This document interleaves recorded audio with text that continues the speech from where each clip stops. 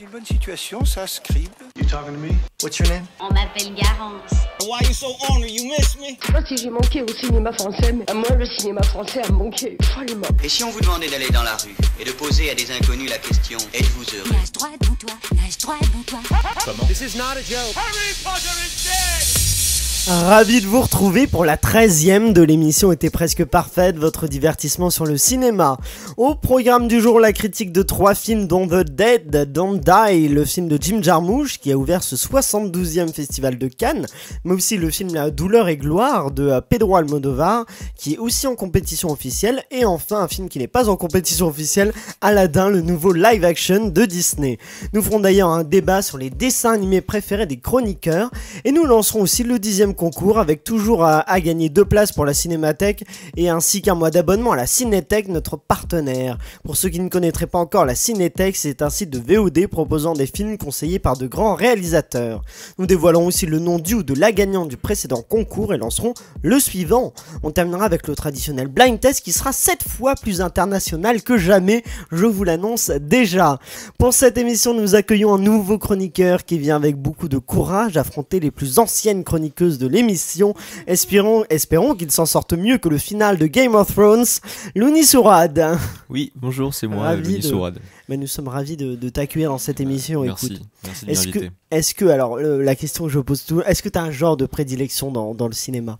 Oui, bien sûr, les films d'action. J'aime beaucoup ça. Ah oui, les films d'action. Les bons films d'action. Américains, de Stallone, Schwarzenegger. Ah oui, d'accord, oui, donc vraiment les gros. D'accord, ok. Très très bien. Eh bien, nous, on va pouvoir discuter un peu de tes avis cinéma, mais je vais quand même présenter les autres chroniqueuses.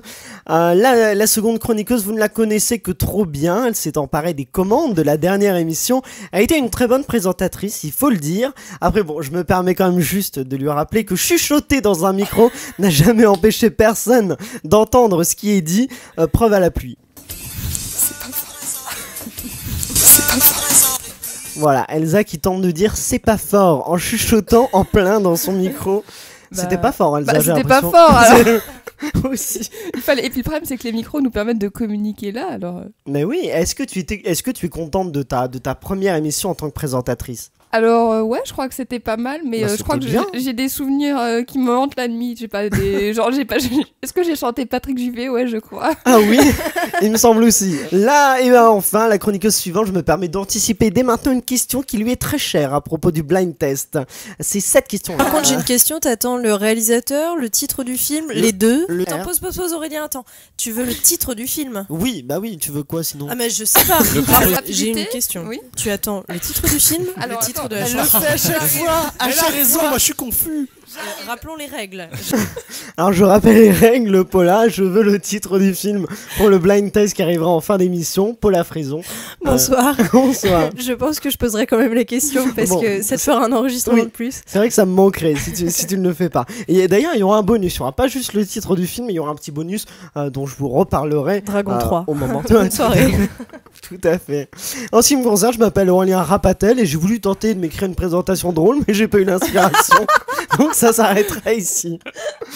Alors, on va commencer d'ailleurs avec ce jeu du bluff que vous connaissez que trop bien. Tu bluffes, Martoni. Il bluffe. Pas sûr.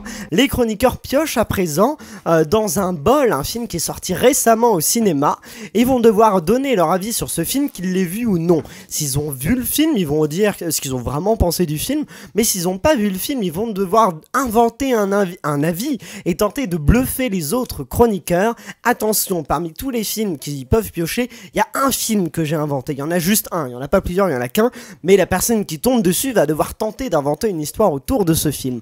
On va commencer avec toi, Elsa. Quel film as-tu vu forcément ? Alors moi j'ai vu Séduis-moi si tu peux avec Charlize Theron et Seth Rogen. Mais rigole pas, attends, parce que je vais expliquer pourquoi je l'ai vu. Parce qu'en fait, je connais le nom du chef opérateur de ce film, et ça m'intéressait de voir son travail. Et du coup, j'y suis allée parce que je le connais. Et j'ai bien aimé, j'ai bien rigolé, parce que du coup, Seth Rogen, je trouve que c'est un as de la comédie, puis avec Charlize Theron, il y a un super... J'ai compris un naze. C'est un as, c'est ça. C'est un as de la comédie. C'est ça que j'ai adoré. Il m'a fait beaucoup rire. Et du coup, avec le duo avec Charlize Theron, où en fait, il essaie de la séduire, et puis elle, du coup, elle cherche un garçon gentil et attachant, et pas seulement un beau gosse. Et du coup, c'est hyper intéressant parce que ça casse la dynamique. En plus, c'est aussi incrusté dans un climat politique. Donc moi, ça m'a beaucoup fait rire.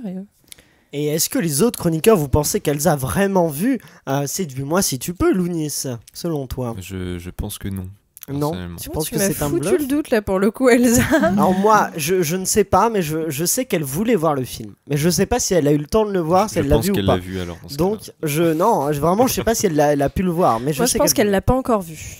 Donc toi, tu penses que non. Lounis, toi? Donc tu t'as dit je campe sur la position, je veux dire qu'elle ne l'a pas vu. Elsa, as-tu vu Séduis-moi si tu peux? Non, mais je vais aller le voir. Pas encore. Lounis, quel film as-tu vu du coup? Alors, je regardais encore le titre pour bien me rappeler, parce que c'est un film qui m'a marqué. D'un autre côté, j'étais pas non plus... j'ai pas non plus tant aimé que ça. Voilà. C'est L'adieu à la nuit, avec Catherine Deneuve. C'est une belle histoire, écoutez. C'est l'histoire d'une ancienne stripteaseuse, en fait, qui atteint la cinquantaine, et qui en fait se dit qu'elle ne peut plus maintenir cette vie nocturne. Donc, d'où le titre du film, du coup. C'est Catherine Deneuve, la stripteaseuse? C'est Catherine Deneuve, la stripteaseuse. Et j'ai trouvé que ça détonnait un peu avec ces personnages de d'habitude, mais j'ai bien aimé. J'ai trouvé que ce rôle lui allait assez bien quand même. Bonne stripteaseuse, quoi, Catherine Deneuve. Plutôt bonne. Tu conseilles. Les autres chroniqueuses, pensez-vous que Catherine Deneuve est une stripteaseuse ou que Lounis a vu le film L'adieu à la nuit? Je pense que tu ne l'as pas vu. Non, déjà Catherine Deneuve a un peu plus de 50 ans, je crois. Oui, parce oui, que tu l'as un peu rajeuni. C'est gentil à Catherine, je suis mentant. Mais non, c'est un film d'André Téchiné sur son fils qui est djihadiste, c'est ça, il me semble, qui s'engage. Il me semble que c'est, oui, j'étais pas sûre. Ça s'éloigne pas trop de l'histoire que j'ai racontée, quoi, ça va. Oui, ça va. Il y a moyen qu'elle soit stripteaseuse dans le film quand même. Pour l'été, bref. Oh là, quel film as-tu vu? Eh bien moi j'ai vu Les crevettes pailletées et c'est une super découverte. Vraiment, j'étais super contente de l'avoir vu. C'est un film un peu indé, l'histoire est assez déroutante. On est plongé dans ce groupe de filles et c'est super électrique comme ambiance. Et la photo m'a surprise et j'ai trouvé ça vraiment super dynamique et tout. Et voilà, j'ai bien aimé. Les autres chroniqueurs, pensez-vous que Paula a vu Les crevettes pailletées? Non. Non? Et toi, Lounis? Non plus. Non. T'as dit filles parce qu'en fait c'est sur des des hommes. Mais je n'ai pas vu le film, Aurélien. Non, je me renseigne t'as pas pas entendu sur parler du film? Non, pas du tout. Mais comme chaque semaine, j'arrive sans savoir l'actualité du cinéma. Bonjour. Un groupe d'hommes qui vont faire les Olympiques, les gays olympiques. Les Olympiques et gays, je sais plus comment ils appellent ça. Et du coup, c'est un entraîneur qui est. Du water polo ou Oui, un groupe de water polo, mais les Gay Games, je crois que c'est ça le nom. Et ils vont faire ça. Il y a un entraîneur qui est un peu homophobe qui va les entraîner. Moi j'ai cru qu'elle allait dire un groupe de crevettes et j'aurais trouvé ça trop drôle. Au départ, je me suis dit, est-ce que je pars sur un truc complètement genre les crevettes dans un supermarché ou je sais pas quoi? Ça aurait été mignon. Quant à moi, j'ai vu Cold Blood Legacy. Je sais pas si vous voyez ce que c'est. C'est un film avec Jean Reno, qui est une sorte de Taken, ou alors même c'est vrai que ça ressemble plus au film qui était sorti avec Liam Neeson, qui se passait dans la neige. C'est pareil, ça se passe dans la neige et c'est un vieux tueur à gages qui est rembauché. C'est une histoire très classique, qui est rembauché pour tuer quelqu'un, mais dont il va finalement s'éprendre un peu.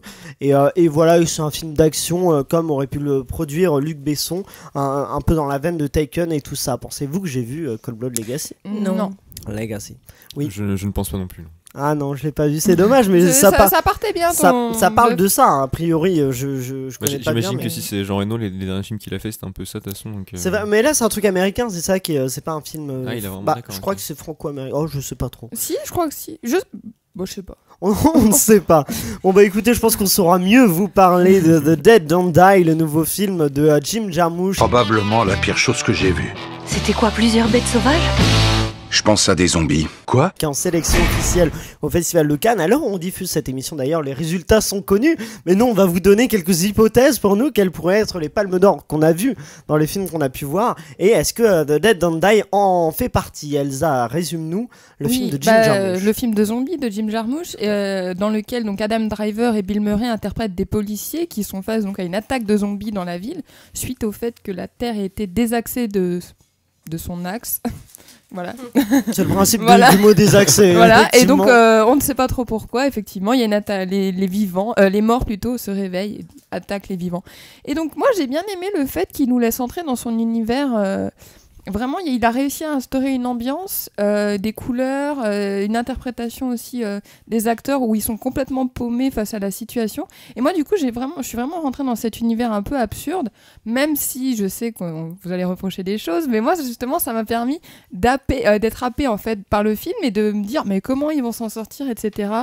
Face à la situation. Et moi, j'ai bien aimé la musique aussi, The Dead Don't Die. Par contre, j'ai juste pas aimé. J'enchaîne vite fait, mais ce que j'ai pas moins aimé, c'est le côté. Il a pas assumé son propos à fond à partir du moment où il a fait intervenir son scénario dans le film. Enfin, lorsque les personnages commencent à dire. Oui, c'était écrit dans le script, etc. C'est Jim qui m'a donné. Il parle du réalisateur même dans le film. Donc ça, ils le font dès le début, en plus. Ouais. Mais du coup, ça m'a gêné. Mais le reste, j'ai bien aimé. Lounis, justement, qu'as-tu pensé du film? Alors, j'avoue que je ne connaissais pas du tout Jim Jarmusch, comme on dit chez moi. Voilà, donc je le connaissais pas du tout, et du coup, je suis allé voir le film sans avoir aucune idée de ce qui m'attendait. Et j'ai été pas du tout agréablement surpris, du coup. J'avoue que j'ai trouvé ça très très long, et que j'étais assez... Voilà, ça m'a surpris, en fait, le fait qu'il y ait un peu le quatrième mur qui soit brisé dès le début en plus, et la fin, je ne vais pas le spoiler non plus, j'imagine, mais la fin m'a vraiment complètement surpris, je ne comprenais pas du tout pourquoi et dans quelle mesure. On peut dire que c'est une fin qui est effectivement qui s'inscrit pas dans l'histoire, quoi. C'est un truc où ils partent dans une direction qui n'a pas vraiment de sens. Paula, toi, qu'as-tu pensé de... Moi, j'ai été très très déçue. J'aime beaucoup Jim Jarmusch, et je me suis dit mais ça va être super. Enfin, Jim Jarmusch plus du cinéma de genre, et reprendre voir le mélange entre Jim Jarmusch plus film de zombies. Je me suis dit ça peut être super. Et j'ai été profondément déçue. J'ai pas du tout aimé en fait la formule où cette espèce de mise en abîme où il pète le quatrième mur, j'ai trouvé ça d'une lourdeur incroyable, et ça m'a complètement sorti du film à chaque fois qu'il y avait une référence soit au scénario, soit à tout ça. Donc moi je trouvais que c'était une très mauvaise idée. Et sinon, en fait, c'est un film qui est hyper référencé, et il y a dans les plans, dans les figures, dans les types de personnages qu'on trouve dans les films de zombies, c'est un truc qui s'adresse en fait à un public ultra cinéphile. Et à mon sens, le but de faire un film comme ça qui rend un peu hommage au film de zombies, c'est d'avoir un discours là-dessus. Et pour moi, en fait, il va pas du tout au bout de sa démarche, et il a un regard très méprisant sur ce que c'est que le film de zombies. Et ça s'arrête là, en fait. Et donc, même s'il y a des scènes qui sont un peu rigolotes, ou notamment Iggy Pop qui est zombie accro au café, la scène où il découvre... désolée, je vais spoiler, parce que moi je spoil.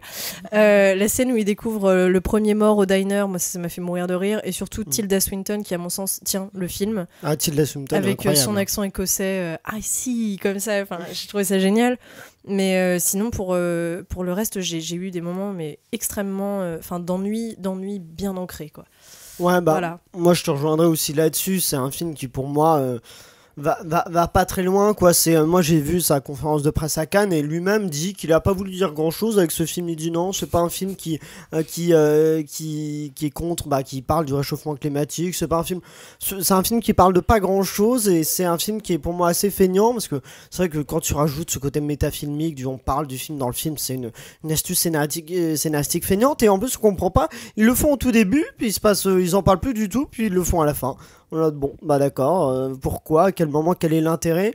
Et en dehors de ça, effectivement, la comédie repose quand même sur le rythme, et ça ne va pas à Jim Jarmusch qui n'aime pas le rythme, justement. Il y a quelques trucs drôles, par exemple un zombie qui ils disent que dans le film, les zombies, ce qu'ils vont faire quand ils se réveillent, c'est aller faire ce qu'ils avaient l'habitude de faire, et du coup on voit une vieille femme zombie qui se dirige vers une pharmacie en disant Xanax et ça, j'avoue que je trouve ça très très drôle. Le chardonnay aussi. Mais en fait, oui, mais c'est le même gag. C'est le même gag avec le chardonnay. Oui, tu veux dire, Paula? Non, mais moi, c'est avec ça, justement, avec cette partie du discours où les zombies reviennent à ce qu'ils faisaient avant.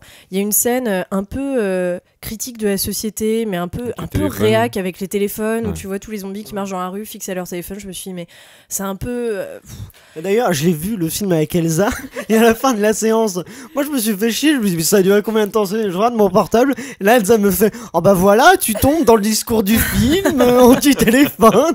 J'ai dit, mais oui, je me suis fait chier. Bon, c'est un peu violent, mais c'est long, c'est très long. Bon, moi je sais pas, j'étais happée. Mais par contre, je trouve qu'il y a un truc qui est intéressant, c'est que c'est un film qui repose énormément sur la persona de ses acteurs, en fait, parce que je pense que les personnages là interprétés par des gens qu'on connaît pas, je pense que peut-être je me serais fait bien chier. Mais à quoi sert Selena Gomez? Mais rien, justement, elle est là pour être tuée et pour être un personnage d'adolescente cliché qui claque en un quart d'heure. Et pour faire venir des spectateurs, parce que Jim Jarmusch il se la joue indépendant, mais là moi je trouve qu'il y a un côté un peu, allez, je ramène des gens en salle, je fais un casting 5 étoiles et ça va faire venir les gens. Il fait pas ça, moi j'ai l'impression que c'est pas par envie cinématographique, c'est plus des acteurs qui vont faire venir. Moi j'ai trouvé intéressant parce que connaissant un peu la filmographie de Selena Gomez, plus que celle de Jim Jarmusch.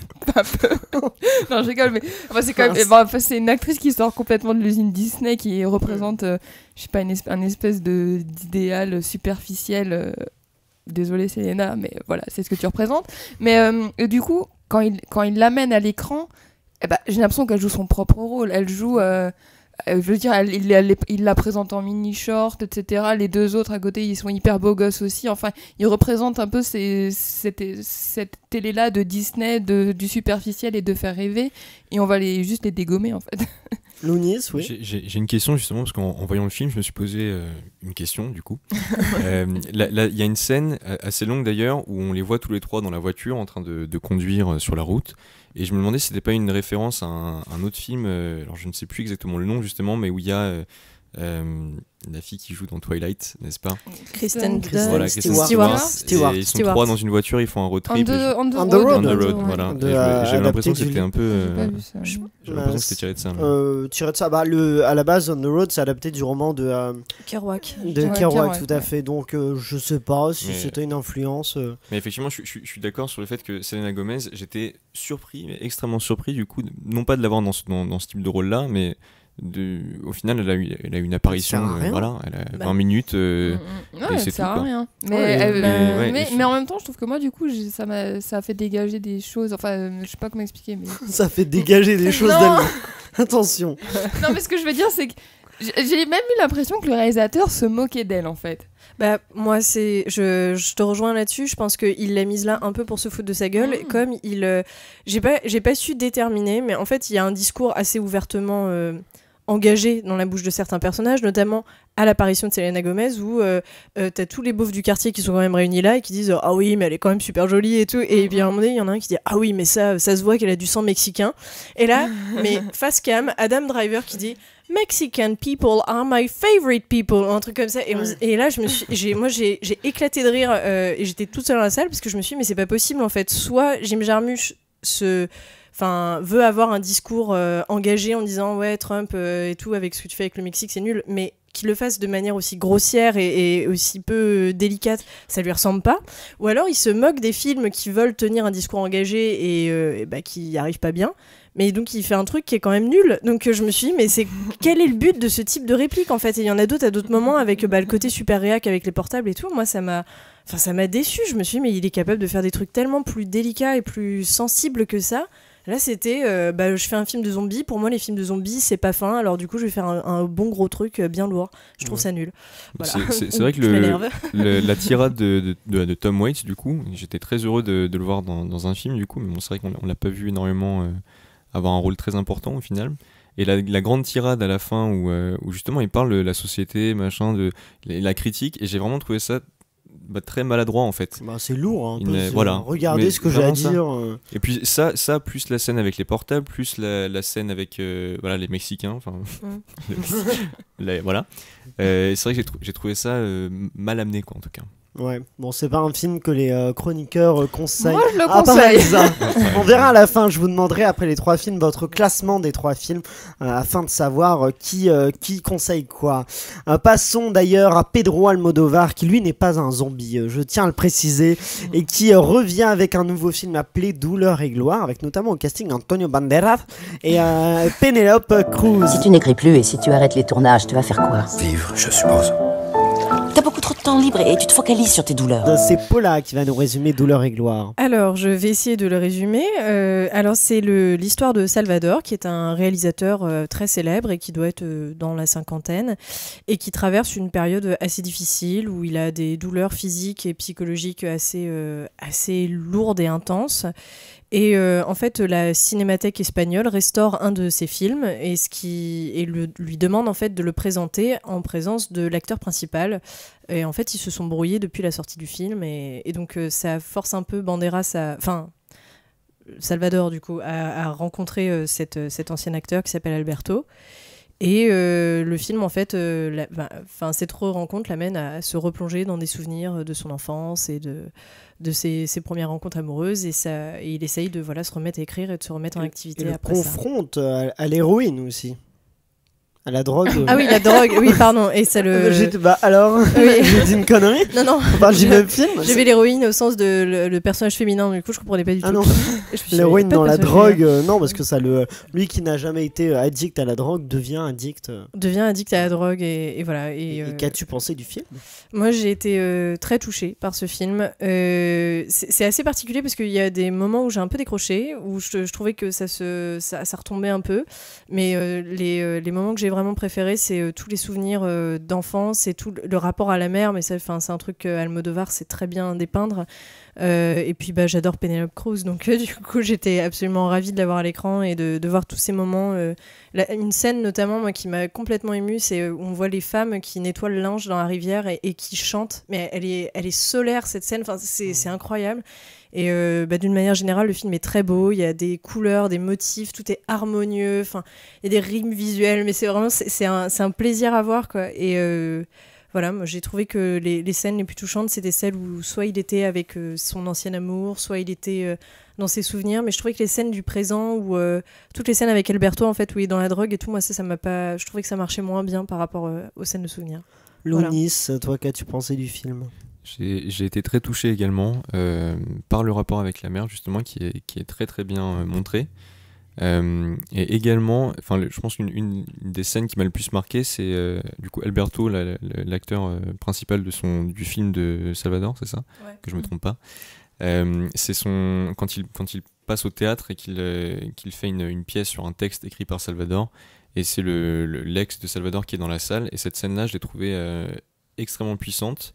Et puis en plus, ça ouvre tout un pan de l'histoire de Salvador en une scène.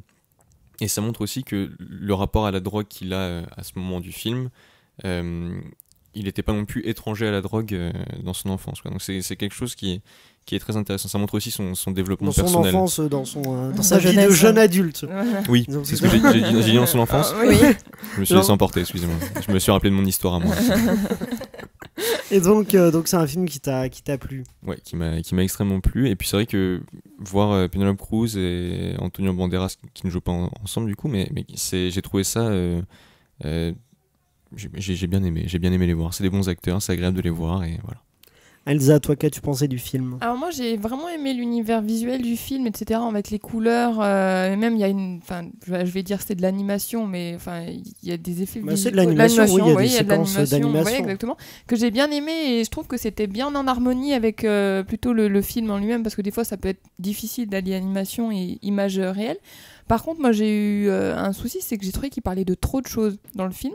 Et du coup, au bout d'un moment, je me suis un peu perdue, parce qu'au bout d'un moment, quand je commençais à vraiment m'attacher à une histoire, par exemple sa relation avec sa mère, etc., il partait sur autre chose, on revenait dans le présent, puis après là, et du coup, moi j'étais un peu perdue, déboussolée, parce que j'avais pas le temps de me poser et vraiment Je suis d'accord avec Paula toi. me fait des signes. Non, mais je suis d'accord avec toi sur le rythme. Moi, c'est ce que j'ai trouvé un peu Il y a eu un bug j'ai entendu très fort la voix de Paula dans mon oreille droite. Bonsoir Aurélien. Excusez-moi. Mais moi, je suis d'accord avec toi, Elsa, sur le côté où c'était un peu, je trouvais ça un peu décousu par moment et ça m'a empêché de complètement accrocher. Mais excuse-moi, je voulais pas te couper. Non, mais du coup, voilà, ça m'a empêché. Par contre, je trouve que Penelope Cruz et Antonio Banderas sont clairement au sommet. Et quand on parle justement de personnages féminins bien écrits, complexes, etc., ce personnage de Penelope Cruz, des fois je me dis quand même elle abuse, et des fois je me dis je l'aime trop quand même. Elle est géniale, le personnage est génial. Et du coup, mais c'est le personnage d'une mère quoi. Enfin, c'est la mère de Pedro Almodovar. C'est une mère. Ouais. C'est parce que faut expliquer que c'est un peu une autobiographie. Une autobiographie, ça raconte un peu l'histoire de Pedro Almodovar lui-même. Donc après je sais pas si il a ce rapport à la drogue ou si je sais pas. J'ai pas le dos comme on dit. Mais tu n'as pas enquêté. Mais en tout cas, non mais je vais regarder. Mais en tout cas non, mais moi je suis d'accord. Pour moi c'est j'ai pas tout vu bien sûr à Cannes, mais il mériterait pleinement la Palme d'Or parce que c'est un film lumineux, tant dans la couleur du film qui est très lumineuse avec des contrastes. La couleur du film est absolument magnifique, que dans ce qu'il raconte, ça parle de cinéma et en même temps ça parle d'une relation mère-fils, d'une relation homosexuelle, qui n'est pas la même relation, hein, je précise. Relation père-fils. ça parle de, mais c'est vrai que ça parle de beaucoup de choses. C'est vrai que parfois la drogue, il s'étend un peu dessus, on pourrait s'en passer un peu, mais j'ai trouvé ça magnifique. Moi, faut savoir que je suis allé le voir, j'avais mal à la tête en plus, et je me suis vite identifié d'ailleurs à ce personnage-là qui a souvent mal à la tête. Mais en dehors de ça, quand t'as mal à la tête, tu peux ne pas apprécier le film, mais je trouve qu'il est tellement réussi que j'en suis sorti sans avoir mal à la tête. Il m'a guéri de mon mal de tête. Et puis t'avais pris un peu d'héros aussi. Ça aide, tout à fait. Mais non, mais c'est un film, je trouve vraiment lumineux. Je trouve que c'est le qualificatif qui lui va très bien, et pour moi, il mérite pleinement la Palme d'Or, et je souhaite à Pedro Almodovar qu'il ait enfin une Palme d'Or avec ce film-là. Non, je sais pas. Si, bon, bien sûr, on n'a pas tout vu. Il y a quand même pas mal de films qu'on n'a pas vu, et j'ai vu la bande-annonce du coup du Bong Joon-ho qui a l'air quand même d'envoyer du très lourd. dont on parlera dans la prochaine émission. On peut vous le dire déjà. Parasite de Bong Joon-ho, qui d'ailleurs est aussi l'un des favoris pour la Palme d'Or. Pour l'instant, il y a ces deux-là qui sont. Je lui donne la Palme d'Or de la bande-annonce. Voilà. C'est vrai que la bande-annonce c'est très bien. Mais revenons à Pedro Almodovar. Je sais pas, est-ce que vous avez des désaccords entre vous? Non, Battez-vous. S'il vous plaît, battez-vous. Vraiment, mais j'insiste sur la direction artistique que je trouve, mais je suis d'accord avec toi, Elsa, à quel point ça m'a marqué comme visuellement. Je trouvais qu'il n'y avait pas une fausse note, même certains plans en images de synthèse et tout, quand notamment il revient sur le personnage se présente, en fait, il explique qu'il a mal au dos, qu'il a mal au crâne et tout, ces trucs là. Au départ je me suis dit oulala, dans quoi est-ce qu'il s'embarque là avec ces espèces de planches anatomiques et tout, et en fait finalement ça passe très bien. Enfin c'est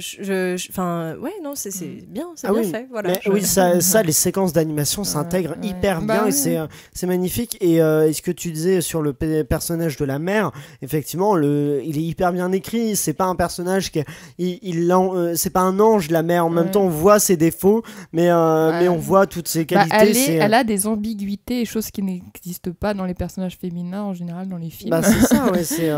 Et ce qui est fort, c'est dans les films. C'est qu'on parle énormément de Penelope Cruz comme si c'était un personnage important du film, mais c'est quand même un bon personnage secondaire. On la voit pas tant que ça, et pourtant elle-même illumine le film. Puis on sent toute son influence aussi sur le personnage principal.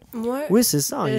La seule petite critique que je pourrais faire sur le film, c'est la fin, je spoil, qui est méta, où il y a le travelling arrière, et là on comprend en fait que Penelope Cruz est l'actrice et que le petit garçon, et qu'il est en train de tourner le film sur sa vie. Ça, je me suis dit, mais c'est dommage, parce que c'est un truc qu'Almodovar fait souvent, mais je trouvais que ça détonnait un peu. Moi, c'est le truc qui m'a fait vraiment adorer ce film. J'ai trouvé ça hyper malin, parce que dès le début, il nous montre ça, et donc on est en mode d'accord, c'est ses souvenirs, et je m'attendais vraiment pas qu'à la fin, finalement, ses souvenirs, ce soit lui qui est en train de filmer son film. Du coup, on ne sait pas vraiment à quoi ressemble sa mère. Parce que c'est souvent que tu dis j'avais deviné un peu avant la fin, et pour une fois que c'est moi qui avais deviné, je me dis parce que dès le milieu du film, je me suis dit je suis sûre qu'en fait puis quand j'ai vu à la fin, j'ai fait mais là je pense que twist pour Aurélien. Twist. Mais là je pense que j'ai tellement aimé le film que j'ai même pas eu le temps de réfléchir en me disant en quoi est-ce qu'il va nous surprendre plus tard. J'étais tellement dedans que j'ai pas analysé, et ça, j'ai trouvé ça très très beau comme fin de. C'est vrai que c'est intéressant en plus sur le le principe on se dit en fait le réalisateur était déjà en train de, même en repensant à ses souvenirs, était déjà en train de les romancer, de les mettre en scène quoi. Ouais, c'est ça. Et donc du coup on se dit bon, peut-être que ça s'est pas passé exactement comme on le voit en fait dans le film, mais c'est en tout cas c'est l'histoire qu'il va raconter, c'est comme ça qu'il s'en rappelle. Elsa. Et juste, je voulais dire, moi je trouve ça intéressant parce que ça montre l'implication de la personnalité d'un cinéaste dans un film, parce que du coup à la fin on voit qu'il y a une touche personnelle, ça le touche cette histoire, tu vois, et ça montre aussi le côté artistique et humain qu'apporte un réalisateur à un film, ça le représente. Oui, c'est ça, et il y a un bon discours. Après, il aurait pu aller jusqu'à ce qu'on le voit lui dans cette séquence de fin, finalement. Je me suis dit, tiens, bon, c'est Banderas qui joue son homonyme, ce qui marcherait bien aussi, mais ça aurait été peut-être marrant, je sais pas, peut-être. Mais d'ailleurs, oui, non, en fait, non. Super, on adore les remarques d'Elsa. Un dernier mot sur Douleur et Gloire, à part qu'on le conseille, j'ai l'impression généralement. Non, effectivement, je reviens juste sur la séquence dont tu parlais, où il nettoie le linge, qui est très très belle, où effectivement en chantant, c'est absolument beau. Au-delà de ça, oui, dernière précision, j'ai vraiment bien aimé la musique du film. Ouais, la musique du film qui est très belle. Elle est assez variée. Il y a des moments où c'est un peu électro avec des vieux générateurs de son et tout. C'est dans les moments un peu de difficulté sur la fin du film. Mais c'est varié. Ça marche pour moi très très bien. Bon bah très bien, et ben écoutez, on va s'intéresser maintenant à un tout autre genre avec Aladdin. Ô toi l'illustre qui m'a convoqué, je fais le serment de t'accorder 3 souhaits. Je plaisante, regarde ça. Peut-être que s'il avait la lampe magique d'Aladin, Almodovar ferait d'ailleurs un vœu pour avoir la Palme d'Or. On ne sait pas, super transition, on adore. Intéressons-nous à C'est une transition de génie, j'ai envie de dire. Ah, ça c'est mieux déjà. Moi, je trouve qu'Elsa doit écrire mes transitions.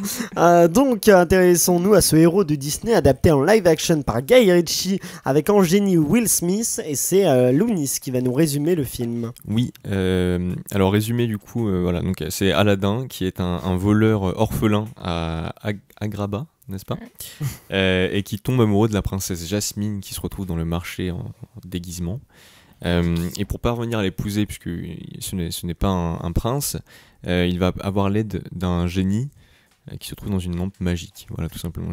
Très très très court comme résumé. Succinct, mais très très bien. Et comme ça, il n'y aura pas de spoiler, incroyable, n'est-ce pas ? Qu'as-tu pensé du film ? Eh bien, écoutez, j'ai bien aimé. Je suis allé le voir aujourd'hui, justement. Je me suis dit, je vais y aller pour l'avoir vraiment frais. Parce que je n'avais jamais vu du coup le dessin animé en plus de base.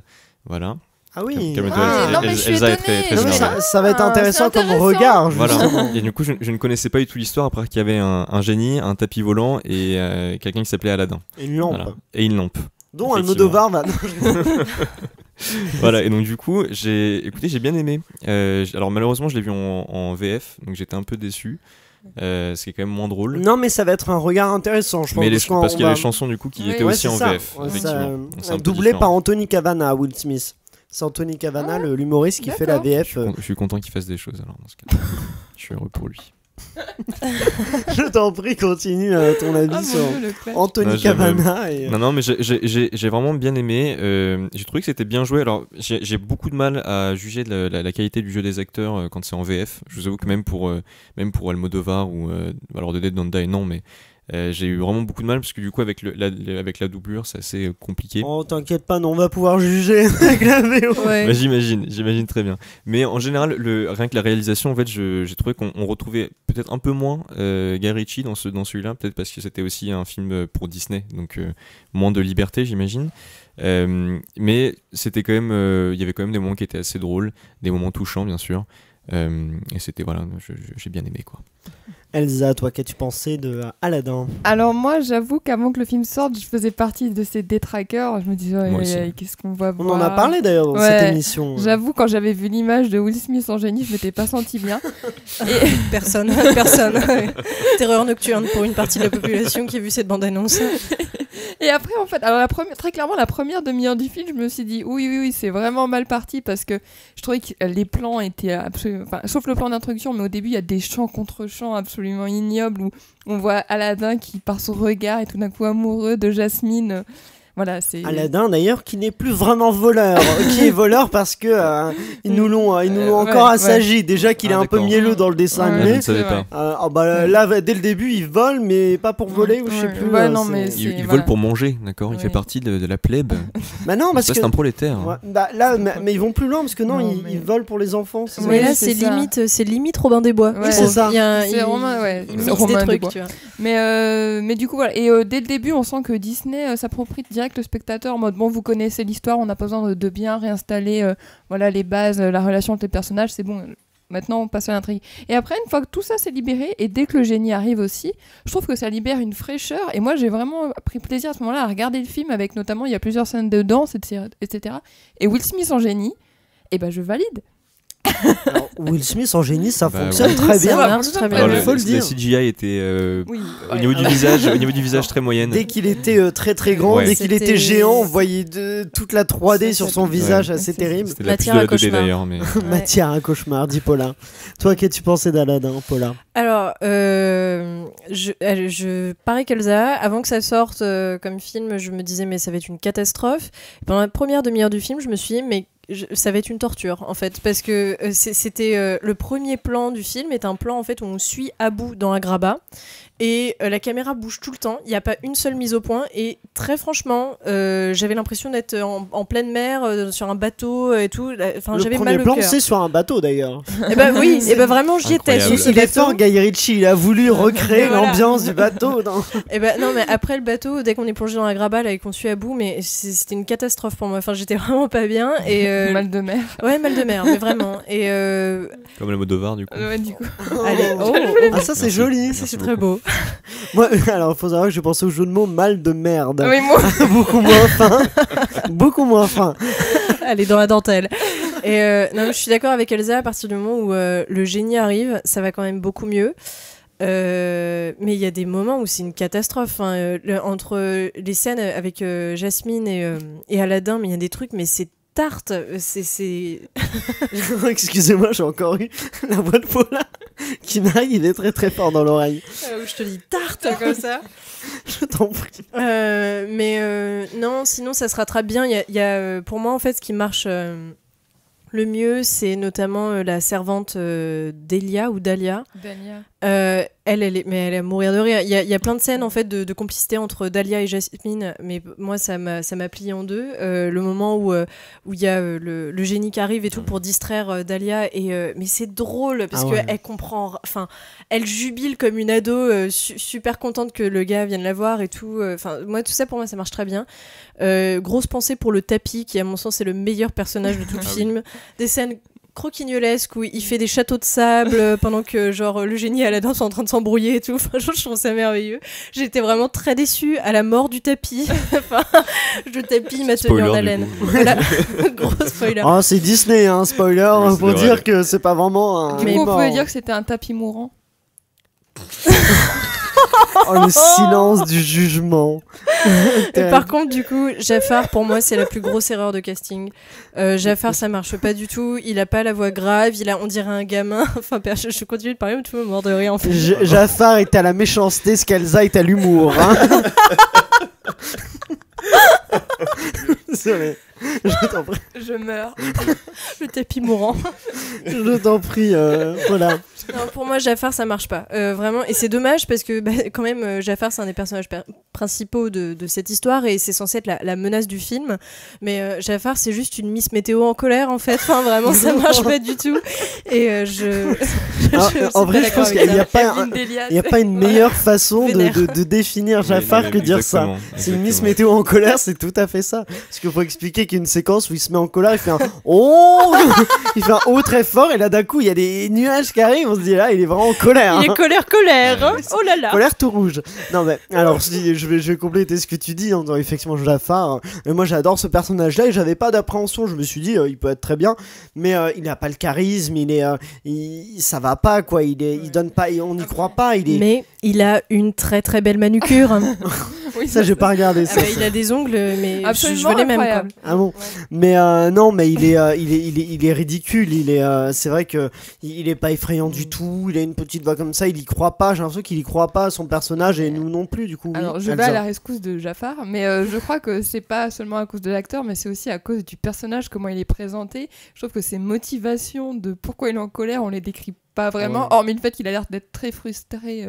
Mais il fallait prendre un acteur avec une grande voix charismatique en fait, bah tout oui, simplement. Mais non, c'est déjà ses motivations à la base, ça va pas. Enfin, je trouve que déjà on comprend même pas que c'est. En fait, on comprend même pas que c'est un vrai sorcier. Je trouve déjà parce qu'à la fin, c'était un vrai sorcier à la base. Bah, c'est un sorcier, Jafar. Ouais, normalement. Bah, dans le film, non en fait. Je pensais qu'il avait juste un petit bâton. Oui, dans le film, c'est un petit sorcier. Ouais, et puis, oui, mais du coup, tu comprends pas tellement son deuxième vœu. Mais d'ailleurs, il y a des trucs dans les accessoires, mais c'est une catastrophe. Genre entre le bâton de serpent de Jafar, les babouches. Oh, ça allait, le bâton les de serpent. babouches. Il y a des plans sur les babouches dans le film, babouches c'est une catastrophe. Il y a plein de détails dans les costumes. On se dit, mais SOS. Mais quoi. en moi, fait, je me suis dit, appelez Christina Cordula. Quoi. Ça va pas du tout. Dans la version française, pardon, il dit le génie dit magnifique comme Christina Cordula d'ailleurs. Je suis sûre que c'est au moment où il refait Aladdin. Bah oui, c'est ça. Ouais. Ouais, parce que quand j'ai vu cette séquence, j'ai fait moi aussi. Christina. Bref. Mais bon, en dehors de ça, je trouve que effectivement, je suis d'accord avec vous. La première demi-heure, tant qu'il n'y a pas Will Smith, ça marche pas parce que c'est pas un film. Ça fait nanar, quoi. On n'y croit pas. Ça fait carton-pâte ou 3D dégueu. On n'y croit pas du tout. Et quand le génie arrive, il apporte le génie et le tapis apporte une dose de fraîcheur et d'humour qui manquait du coup. Et là, on est content. Là, ça fonctionne bien. Effectivement, il y a des séquences musicales qui fonctionnent bien. Après, le reproche par rapport à ça que j'ai, c'est que ils chantent. Ils ont donc il y a des chansons qu'on connaît. Il y a de nouvelles chansons. Il y a une séquence terrible avec Jasmine qui chante Speechless pour dire que on la laisse pas parler. Tout ça, ils veulent dire que la femme ne peut pas s'exprimer alors qu'elle a envie de le faire. Pourquoi pas? Mais c'est très mal amené et la chanson est terrible. Non, pourquoi pas? Non, je suis d'accord avec toi, Aurélien. Non, mon pourquoi pas, c'est bien de dire ça dans un film, mais juste c'est tellement mal amené que ça marche pas, ça colle pas. Moi, ça m'a pas du tout. Pardon. En fait. Non, vas-y, je t'en prie, vas-y, t'as commencé. Non, mais je veux juste dire, ça m'a pas du tout choqué, même au contraire, j'ai limite eu les larmes aux yeux en la voyant s'énerver autant en fait. Mais en VO, c'est très dur. Hein. Peut-être que la VF est meilleure là-dessus. En VF, peut-être que j'ai plus compris du coup vu que c'était en français, mais j'ai vraiment trouvé ça très très fort. C'est sous-titré nous quoi. Ah bon? Il nous prend pour des cons en fait. Le mec nous prend pour des cons. Ok. Non, je n'oserais pas écouter. Réinvitez-moi s'il vous plaît. Mais non, j'ai trouvé ça très très puissant vraiment, et j'ai trouvé ça beau et mieux amené par exemple qu'une critique de la société dans un autre film que je ne citerai pas. Que quoi? De Dead Don't Die, du coup. Ah oui, je vais suivre un peu c'est incroyable. Le gars est con. Non, donc attends juste Elsa avant juste pour terminer là-dessus du coup, je trouve que c'est de la pop, c'est de la musique pop hyper américaine et ils auraient dû oui, avec de l'autotune, mais ils auraient dû adapter ça à une musique un peu maghrébine, un truc un peu arabe quoi, qui restait dans l'ambiance, dans cette cohérence de ce monde-là à Graba et ça marche pas. Des musiques, on a l'impression de voir des Américains qui chantent, juste ils chantent en plein milieu d'un pays arabe, donc ils vont pas dans le truc à fond, alors que la musique arabe c'est quand même magnifique, il y avait plein de choses à faire, il y a juste la musique, alors ça je tiens à le dire, juste la séquence du début, Nuit d'Arabie chantée par Will Smith, qu'ils ont réorchestré,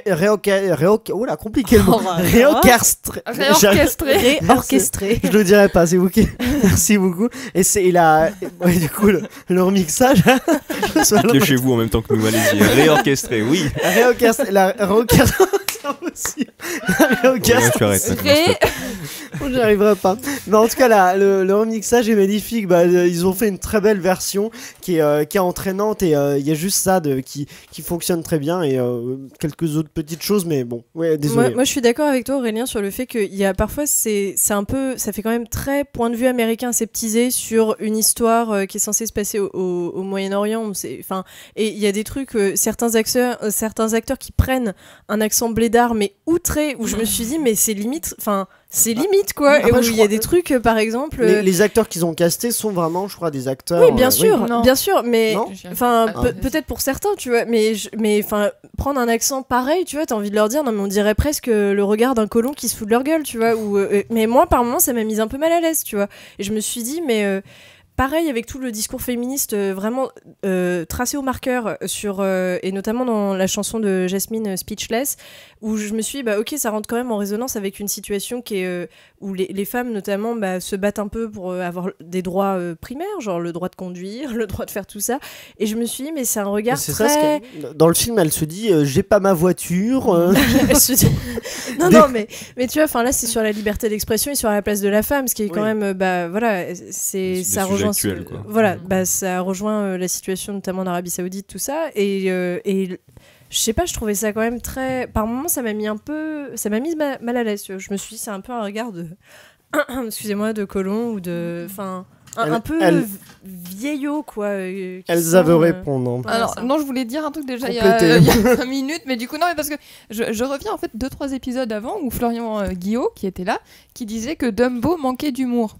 Et qui se prenait beaucoup trop au sérieux. Et je trouve qu'en ajoutant justement, c'est l'exemple parfait de ce qu'il voulait dire ce film-là, dans le sens où c'est qu'effectivement avec de l'humour, ça passe beaucoup mieux. Et c'est Disney qui se prend pas au sérieux aussi, et limite qui assume le bon allez, on fait des live action, ça va passer, on va bien rigoler, puis allez, on passera à la suite. Et moi j'aime bien. Ouais, c'est à la fois ils se prennent au sérieux. En fait, dès qu'il n'y a pas le génie, ils se prennent vachement au sérieux. Hein. Quand t'as juste Aladdin, Jasmine, là les gars ils sont hyper sérieux. Mais heureusement qu'il y a Will Smith et le tapis qui on va les associer ensemble maintenant. Mais Bichette, Abou, on s'en fout un peu, j'ai l'impression. Mais Abou il est pas très intéressant. En même temps, il est pas mignon dans le film. Hein. Ouais, il est pas très mignon. Le tapis. Je répète, le tapis, vraiment. C'est... Après Dragon 3, le tapis. Le tapis dans Aladdin. Elsa, et du coup là, c'est pour répondre à Paula sur l'histoire des acteurs, c'est qu'en fait, hier j'étais sur Wikipédia, j'ai regardé, et en fait les acteurs principaux, donc il vient du Canada mais il est égyptien, et il est né en Égypte. Voilà, il est né en Égypte, et elle est anglaise. Et il y a un truc je crois qui me perturbe un peu. Elle s'appelle Noami Scott. Ouais. Et lui s'appelle Mena Massoud, je crois. Oui, c'est ça, ouais. Il y a un truc que je suis même pas sûre, c'est que je suis même pas sûre qu'un des deux soit musulman de religion, parce que j'ai vu que je crois Mena Massoud est chrétien en fait. Mais je trouve ça moi, ça c'est pas la religion qui importe vraiment. Oui, moi c'est plus leur origine. Je veux dire, ils peuvent avoir. Oui, d'accord, mais c'est vrai qu'on n'est pas au stade de Matt Damon dans la Grande Muraille de Chine, je pense. Oui, c'est vrai. On a encore un peu de vrai. marge. Ils auraient pu faire pire, mais je sais pas. Je trouve que. Je me souviens au moment où ils ont lancé un casting international. Ils voulaient vraiment des acteurs. Oui, non, mais ça c'est vrai. Maghrébins, des acteurs. Mais je trouve ça dommage. Africains, oui, dommage. D'accord. Ok. Est-ce que vous avez quelque chose à rajouter? Non, mais à la limite, j'ai trouvé qu'il y avait une occasion, quitte à faire en fait toute une chanson sur le féminisme dans Speechless. Speechless, oui. Qui était, alors je trouve personnellement qu'en VF elle donnait mieux. Mais il faudra qu'on écoute la VF parce que en VO ça passait pas. En VO en fait c'est paradoxal parce qu'elle dit qu'elle est speechless, donc elle a pas de voix, et littéralement elle n'a pas de voix en fait quand elle est filmée. Non mais c'est terrible, ça se sent qu'elle pousse comme elle peut son truc et ça ne va pas, et on voit mais tous ses tendons et tout, elle a des veines qui sont à 2 doigts de péter. Il y a même un moment où elle prend un petit thé avec du miel dedans, puis ensuite elle reprend un strepsil. Non mais à la limite, quitte à faire une chanson comme ça qui est quand même assez engagée mine de rien, si on la prend sous un regard plus actuel, qu'on entend que c'est une critique encore une fois, je me suis dit que par exemple les motivations de Jafar, ça aurait été intéressant par exemple de mieux montrer que lui aussi était comme Aladdin au début, et que c'était pour ça qu'il s'était vraiment élevé, qu'il avait dû faire beaucoup de choses. Là à chaque fois c'est ridicule en fait quand il parle Jafar au final, même quand il dit ouais tu sais combien de personnes j'ai dû tuer, enterrer machin pour arriver là où je suis. Il lui dit vraiment d'une manière. On dit ça de Jafar, on a parlé, mais on parle pas tellement d'Aladin qui lui-même est tellement gentil qu'il est trop mielleux, on n'y croit pas quoi. C'est un Aladdin en sucre, c'est agaçant. Tu finis, t'as un diabète, oui. Oui, non, moi après, je pense que ce qui marche pas aussi, c'est le fait que le sultan normalement. Le fait que Jafar veuille prendre le pouvoir aussi sur Agrabah, c'est que normalement le sultan fait n'importe quoi et il est à moitié sénile en fait. Donc là le sultan qui vraiment est à côté de ses pompes et qui est la victime pendant tout le film, ça marche, mais à côté Jafar on sent pas cet énervement face au sultan qui fait que de la merde. Enfin, vraiment, genre, c'est en fait le duo ne marche pas. Dans le film, il fait pas de la merde, le sultan il fait rien en fait. Bah justement, en fait, le sultan ne sert à rien et donc du coup, on comprend pas pourquoi Jafar veut absolument prendre sa place, à part pour le pouvoir, et du coup, ça en fait une caricature de méchant de Disney et c'est dommage. Et ça fait, on dirait en fait, les reliques du dessin animé qu'ils ont pas tellement su traiter. Et je pense qu'il y avait mieux à faire. Honnêtement, ils font des live action, c'est dommage parce que je pense qu'il y a des idées originales comme les développe Pixar qui méritent d'être adaptées. Mais quitte à faire des live action, autant bien les faire. Et c'est vrai que Aladdin, c'est quand même un bon divertissement, c'est sympa à voir en famille. Mais il y avait mieux à faire. Moi, j'adore le dessin animé de base et je trouve que c'est pas, il manquait c'est un nanar pour moi. Il y avait vraiment un côté nanardesque, on n'y croyait pas au décor, au costume, c'est carton-pâte, ça fonctionnait pas. J'ai été déçu du coup aussi au final par Guy Ritchie parce que je m'attendais à plus. C'est le réalisateur de vas-y, est-ce que tu as, il y a Sherlock Holmes, Sherlock Holmes, de Snatch, Crime et Botanique, la arnaque Crime et Botanique, c'est lui aussi. De Snatch du coup et bon, voilà, je pense qu'on fait pas tous ces films. Voilà. Mais c'est des films qui en général ont vraiment de rock'n'roll aussi. Voilà, c'est ça que je cherchais. C'est des films qui ont un twist à la fin, machin, en général, comme tu n'as les aimés. Et au final, c'est vrai que là, en même temps, c'était Aladdin à la fin, il n'y allait pas avoir. En fait, c'était un dragon. Le génie, en fait, à la fin. Donc, il n'y allait pas avoir un twist. Mais du coup, c'est vrai que j'ai pas trop compris en fait l'intérêt pour Guy Ritchie de faire ce film-là. Oui, il a pas apporté grand-chose. Après, je trouvais qu'il y avait une belle direction artistique en ce qui concernait les costumes, etc. Je trouvais ça plutôt beau. Je trouvais ça très coloré, mais bon, moi vraiment, je trouvais que ça avait un côté un peu. Il y a tellement plus de potentiel avec ces pays-là qui sont très riches dans les couleurs, et là c'est très pauvre. Ça faisait cheapos ça faisait vraiment le truc costume cheap, mais par les grosses. Moi en fait, je trouvais que c'était pas loin limite au niveau de cette espèce de reconstitution là. Moi ça m'a fait penser au péplum dans les années 50-60 où mais vraiment quand on se plonge par exemple dans Cléopâtre et tout, mais c'est ridicule à ce point là en fait. Enfin, ça se voit que c'est des Américains qui tournent au Texas en plein désert quoi. Et là j'ai eu un peu parfois la même sensation. Mais moi ça m'a fait penser à une bonne comédie musicale mais à Broadway quoi. Mais du coup c'est pas adapté au cinéma. Mais je veux dire à Broadway ça pourrait ressembler à ça, sauf que là ils ont tellement plus de moyens, ils font tellement moins quoi. Ouais, il y a des plans qui m'ont déçu aussi quand par exemple on arrive vers l'espèce de caverne au trésor, je sais plus comment ça s'appelle là. Il y a un plan avec une caravane de chameaux ou de dromadaires dans le désert, mais moi je me suis dit c'est une pub pour agence de voyage, genre venez découvrir le Sahara et tous ses secrets, mais c'était cliché quoi, genre l'espèce de plan au drone là, je me suis dit mais au secours, faites pas ça quoi. Quelques points négatifs pour Aladdin quand même. Oui. Comment feriez-vous le classement de ces trois films-là? Lequel metteriez-vous en premier, en second, en troisième? Moi, en ce qui me concerne, ce sera en premier Almodovar, Douleur et Gloire, ensuite Aladdin et en dernier The Dead Don't Die. Oui. Pour toi, Lounis, oui, je suis tout à fait d'accord. Le même classement? Alors moi aussi. Alors attends, Elsa, on arrive vers toi parce que tu vas être le trublion de. Je suis d'accord aussi avec toi, Aurélien. Ouais. Donc moi je vais mettre Aladdin en 1. Aladdin. Voilà, parce que je trouve que si je devais conseiller à quelqu'un d'aller au cinéma, se divertir, etc., je conseille Aladdin. Oui, pour se divertir, mais pour avoir un bon film. Bah pas Aladdin. Almodovar, non après Almodovar j'ai eu des réserves, donc en 1 Aladdin, 2 Almodovar et 3 The Dead Don't Die. D'accord, ok, bon alors Dead Don't Die ne fait pas l'unanimité, mais on verra, peut-être qu'il aura un prix au Festival de Cannes, je ne pense pas. Ça serait dommage. Allez, spoiler alert, je suis pas sûr. On va passer au coup de gueule et au coup de cœur des chroniqueurs. Est-ce que vous avez des coups de cœur, coups de gueule? Je précise qu'on a agrandi cette séquence-là. Maintenant on peut parler de culture en général, de spectacles, d'expositions, d'art, de Netflix, de ce que vous voulez. Vous avez une mini carte blanche, alors faut pas trop s'étendre, mais Lounis, as-tu un coup de cœur, un coup de gueule? Oui, je vais dire oui. Un coup de cœur et aussi un coup de gueule si j'ai le temps, mais on verra. Vas-y. Un coup de cœur surtout pour la série de The Good Place sur Netflix, que j'ai vraiment énormément apprécié. Je l'ai découvert, alors ça fait déjà 3 ans je crois qu'elle est sortie, enfin qu'elle est 3 ans. Oui, ça a commencé il y a 3 ans. Ouais. Oui, je sais plus combien de saisons il y a. Mais en tout cas voilà, donc ça fait quelques temps qu'elle est déjà sortie et je viens de la découvrir et c'est vraiment une grande bouffée d'air frais je trouve dans les comédies. C'est bien mené et ça c'est parle surtout d'enfer et de paradis, d'enfer et de paradis, mais d'une manière ça s'est traité d'une manière assez originale j'ai trouvé. Et du coup très intéressante. Voilà, j'ai adoré. Et donc Paula, toi aussi j'ai l'impression que tu étais d'accord pour dire que cette série était de qualité. Ah oui, le personnage de Michael notamment, pour ceux qui seraient curieux de regarder ça, moi ça me fait mourir de rire. Et oui, en effet, il y a 3 saisons. Voilà. Okay, voilà. As-tu un coup de cœur, un coup de gueule, Paula? Moi là récemment non. Non, j'en aurai probablement à la prochaine émission. Toi Elsa? Oui, je viens de penser que hier, ou avant-hier, il y a le trailer d'Orange is the New Black qui est sorti et j'ai eu un gros coup de cœur pour ce trailer parce que ça va être la dernière saison, donc j'ai très hâte. Ah oui, quand elle chante. Ouais, elle chante le générique. C'était et ça m'a ému. Voilà. Moi, c'est vrai que j'ai jamais regardé cette série-là, mais on a dit beaucoup de bien. T'avais un coup de gueule aussi, je crois, Lunis. Oui, mais je pense que ça va lancer sur un débat après. Mais c'est Game of Thrones en fait. Voilà, c'est le final. Le final de Game of Thrones, voilà. Qui ne t'a pas plu. Non, c'était un coup de gueule, oui, effectivement. La dernière saison, ouais, moi je te rejoins là-dessus. Voilà. Est-ce que vous faites partie de... Pardon. Non, bah, qu'est-ce qu'il y a? Non, mais parce que moi je regarde pas, mais est-ce que vous faites partie de ces gens qui ont signé la pétition là? Non, quand même pas. Non, je vois pas. Est-ce qu'on est d'accord que c'est abusé? Oui. Oui, mais ça c'est abusé parce que. Pétition, une précision qui demande à ce qu'ils retournent cette dernière saison qui a déçu les fans.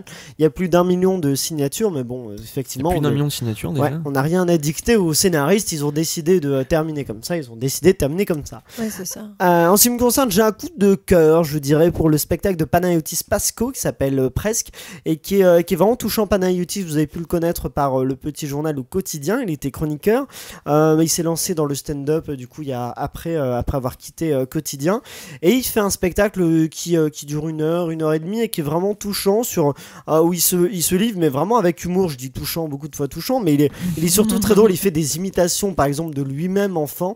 Alors moi c'est une des choses qui me fait tellement rire. Il a un don pour l'imitation, non pas de personne mais de lui enfant et c'est extrêmement drôle. Et c'est touchant aussi. C'est très touchant. Non mais parce que quand je dis touchant, c'est parce qu'en fait on a l'habitude de voir des personnalités qu'on connaît qui montrent tout le bien qu'elles sont, toutes les qualités qu'elles ont, et lui montre justement pas ses imperfections mais là ses fragilités quoi. Il raconte ses problèmes de relation avec les filles ou avec son père et d'où le fait que ce soit touchant. Et ça t'a touché du coup? Tout à fait, je conseille. Moi je l'ai vu à l'Européen, mais je crois qu'il continue son spectacle au point virgule. Si vous voulez aller le voir, vous allez passer un bon moment. Il y a des premières parties avant, du coup c'est très sympa. Est-ce qu'il y a un tapis volant du coup? Il n'y a pas de tapis volant malheureusement, mais il y a de bonnes imitations de lui enfant, ce qui est très sympa. Bon bah ça, oui. c'est touchant. Bon, je vous propose, avant de parler des Disney préférés des chroniqueurs, de faire un mini-jeu. Je vais vous donner des anecdotes Disney et vous allez me dire, me donner vos réponses. Écoutez, c'est tout simple, c'est tout mignon, c'est tout sympa. La première, c'est vous souvenez-vous d'ailleurs, en lien avec Aladdin, quel acteur a inspiré le visage du dessin animé d'Aladdin? Un acteur américain qui a inspiré le visage du personnage du dessin animé Aladdin. Du personnage d'Aladdin? Oui, dans le dessin animé. Est-ce que c'est un acteur Douglas, arabe ou pas? C'est un acteur arabe? Non, pas arabe, non. Donc non, vous savez pas, c'est un acteur vraiment dans les grands acteurs américains qui joue notamment dans une franchise qui va continuer là pour de nouveaux films. Non. Non.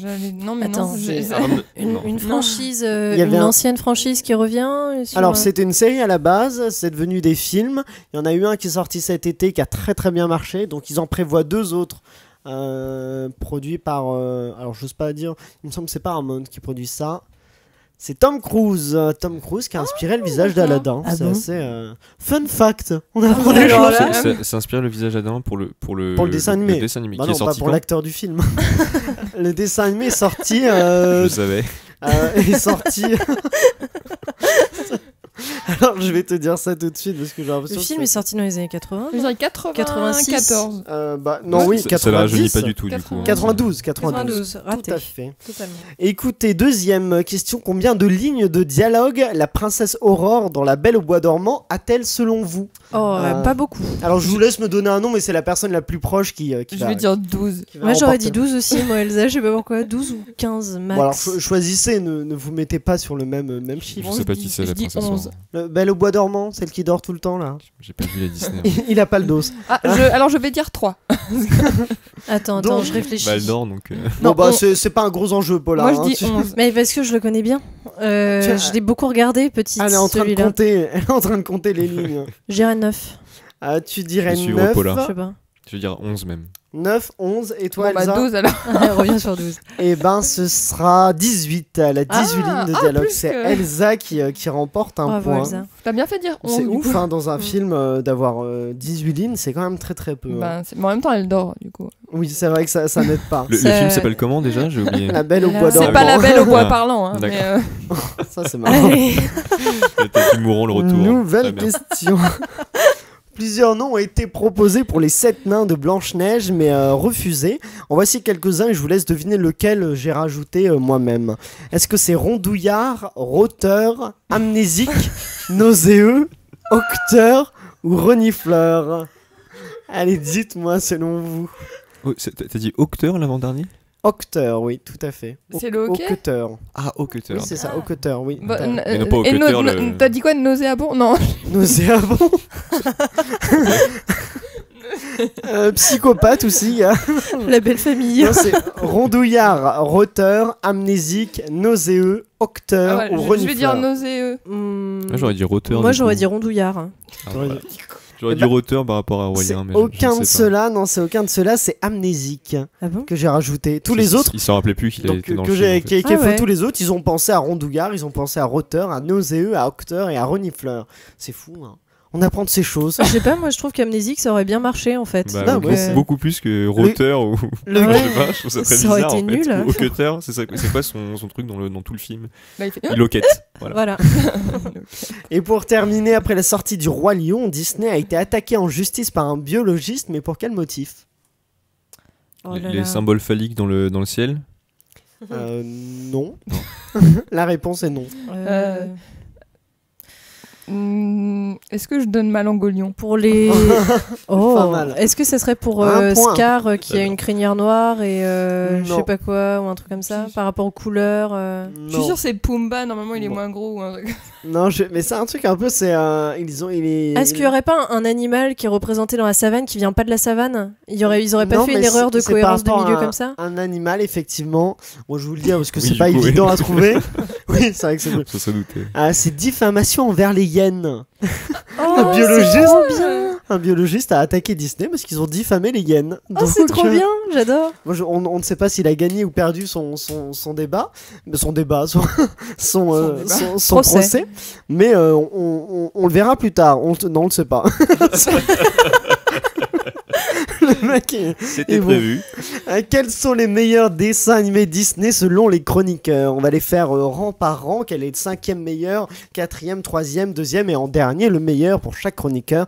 On va commencer avec la 5e place. Attends, du coup c'était Disney Pixar. Oui, Disney Pixar. Disney à l'heure actuelle quoi. Hein. Disney. C'est ça. Disney qui a tout racheté. Avec Pixar. Oui, du coup, j'aurais pu mettre les Avengers et tout. C'est pas vraiment un dessin animé, mais. Dans ma tête, c'est. Ah. Infinity War, c'est un dessin animé.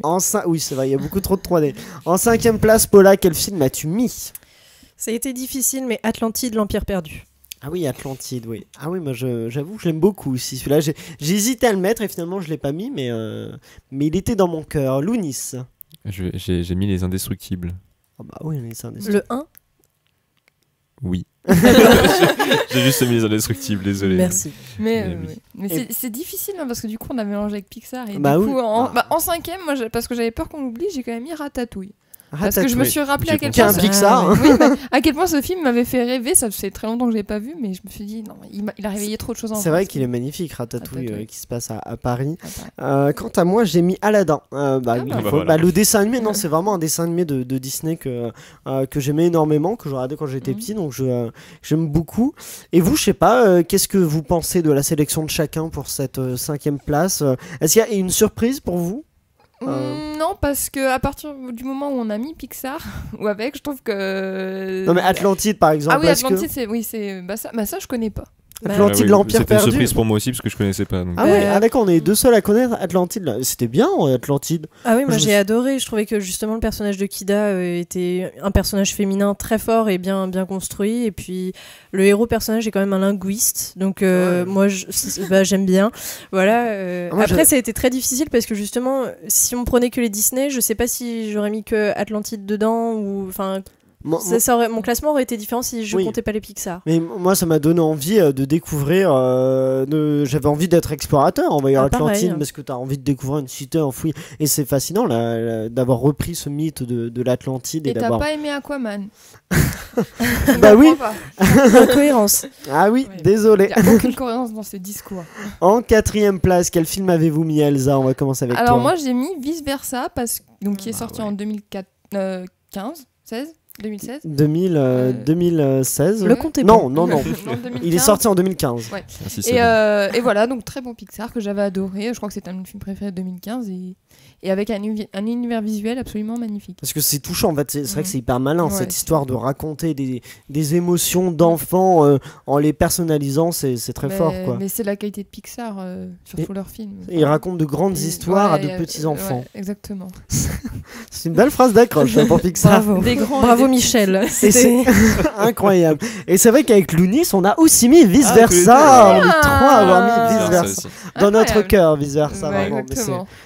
Et dans nos têtes aussi, du coup. Ah oui, tout à fait. Et c'est un film d'ailleurs qui avait fait l'ouverture du Festival de Cannes en 2015. Bravo. Qui était peut-être pas l'ouverture, mais qui était au Festival de Cannes hors compétition, malheureusement, puisqu'il aurait très bien pu être en compétition. Il méritait, il avait les atouts. Mais après, c'est pas le genre de Cannes. Et les doublages sont très bons. Les doublages français, c'est Pierre Ninet, Mélanie Laurent, Gilles Lelouch. Et voilà. Ah si, et aussi Marie-Lou Berry. Tu l'as dit. Oui. Charlotte Lebon aussi, oui. Oui, qui fait. Joie. Ouais. Elle s'appelle Joie. Joie. Et voilà. Moi, c'était Lilo et Stitch. Ah oui, du coup. Lilo et Stitch, qui est très bien aussi. Je l'ai jamais vu. Aucun souvenir. Mais tu choisis des films Disney, c'est vrai qu'ils sont pas les plus célèbres, toi, Paula. Bah non, mais en fait, je pense que, ça a été très difficile de faire ce classement parce que je me suis dit, est-ce que je prends ceux qui sont les mieux construits, les plus sympas avec mon regard d'aujourd'hui, ou est-ce que je prends ceux avec mon regard d'enfant? Donc du coup, j'ai pris mon regard d'aujourd'hui, mais je pense qu'avec mon regard d'enfant, le classement aurait été totalement différent. Moi, j'ai pris mon regard d'aujourd'hui aussi. Alors moi, j'ai fait un mix des deux. Vous verrez. Et toi, Lounis? Surprise. En fait, je le dis depuis tout à l'heure, mais j'ai vraiment vu très très peu de Disney, donc c'est forcément mon regard d'aujourd'hui. T'as mis que ceux que t'as vus. C'est le seul 5 dessins animés. J'ai revu des vieux Disney et Peter Pan m'a mis extrêmement mal à l'aise. Voilà, c'est ce que je voulais dire. Peter Pan, ouais, bon, je le trouve pas mal, mais effectivement, c'est pas un qui m'a marqué. C'est pas le meilleur. En 3ème place, qui a mis quoi? On va commencer avec toi, Lounis. Moi, j'ai mis Monstres et compagnie. Ah ouais, c'est génial. Ouais. Ah bah moi aussi d'ailleurs, je l'ai mis en 3ème place. Voilà. Ah c'est magnifique, Monstres et compagnie. C'est même le deuxième d'ailleurs était ouais, super, un peu moins réussi que le premier quand même, parce que l'effet de surprise était un peu absent. Ouais. Mais il était, c'est quand même, Pixar font quand même de très bons films. Et c'est vrai que Monstres et compagnie, toute cette histoire autour des monstres, c'est très très beau. Puis il est drôle.